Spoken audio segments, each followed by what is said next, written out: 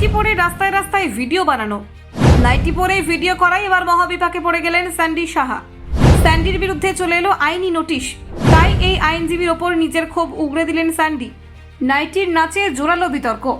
Sandy সাহাকে পাঠানো হলো আইনি নোটিশ। অশালীনতা নয়, স্বাধীনতা। স্যান্ডি সাহার বিতর্কিত ভিডিও ঘিরে তোলপাড় নেটপাড়া। ভাইরাল ভিডিওর জেরে আইনি ঝামেলায় নাম জড়ালো স্যান্ডি সাহার। ভিডিওতেই যত বিপদ। তবে এবার নাইটি বিতর্কে মুখ খুললেন স্যান্ডি সাহা। জানেন এই বিষয়ে ঠিক কি বললেন স্যান্ডি সাহা? নাচের নামে অশালীনতা, কি বলছেন স্যান্ডি দেখুন। সম্প্রতি সোশ্যাল মিডিয়ার জনপ্রিয় কন্টেন্ট ক্রিয়েটর স্যান্ডি সাহা আবারও নতুন এক বিতর্কের কেন্দ্রে চলে এসেছেন। এই বিতর্কের মূল সূত্রপাত ঘটে তার একটি ভিডিওর কারণে, যা সামাজিক যোগাযোগ মাধ্যমে ভাইরাল হয় এবং ব্যাপক আলোচনার জন্ম দেয়। ভিডিওটিতে দেখা যাচ্ছে স্যান্ডি সাহা হলুদ রঙের নাইটি পরে সমুদ্র সৈকতে নাচ করছেন। ভিডিওটি প্রকাশের পরে নেটিজেনদের মধ্যে নানান প্রতিক্রিয়া সৃষ্টি হয়। অনেকেই তাকে সমালোচনা করেছেন এবং অভিযোগ তুলেছেন যে এই ভিডিওটি সমাজে অশালীনতার প্রচার করছে। এর প্রেক্ষিতে আইনজীবী সঙ্গীতা দাসও সোশ্যাল মিডিয়ার মাধ্যমে দাবি তুলেছেন যে স্যান্ডি সাহার এই কাজের জন্য তাকে আইনি নোটিশ পাঠাতে হবে।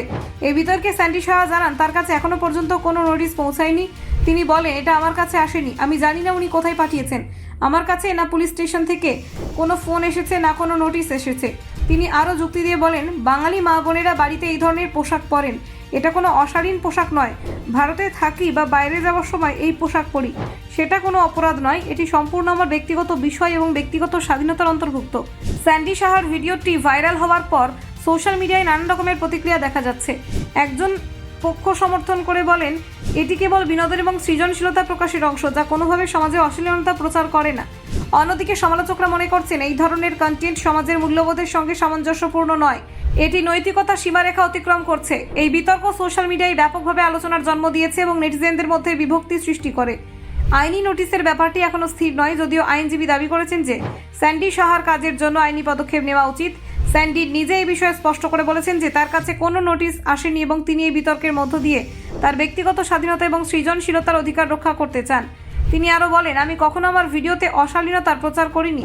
আমার কন্টেন্ট কেবল বিনোদনের জন্য। সমাজের মূল্যবোধ এবং ব্যক্তিগত স্বাধীনতার মধ্যে ভারসাম্য বজায় রাখার চেষ্টা করছি। এই পরিস্থিতিতে স্যান্ডি সাহার জনপ্রিয়তা উল্টে বাড়ছে। বিতর্কের কারণে আরও বেশি মানুষ তার ভিডিও দেখছেন এবং তার ফলোয়ার সংখ্যা বৃদ্ধি পাচ্ছে।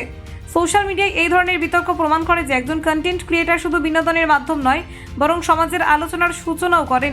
ব্যক্তি স্বাধীনতা, সৃজনশীলতা এবং সামাজিক মূল্যবোধের মাধ্যমে সমতা বজায় রাখা কেবল জনপ্রিয়তার অংশ নয়, বরং একটি চ্যালেঞ্জও।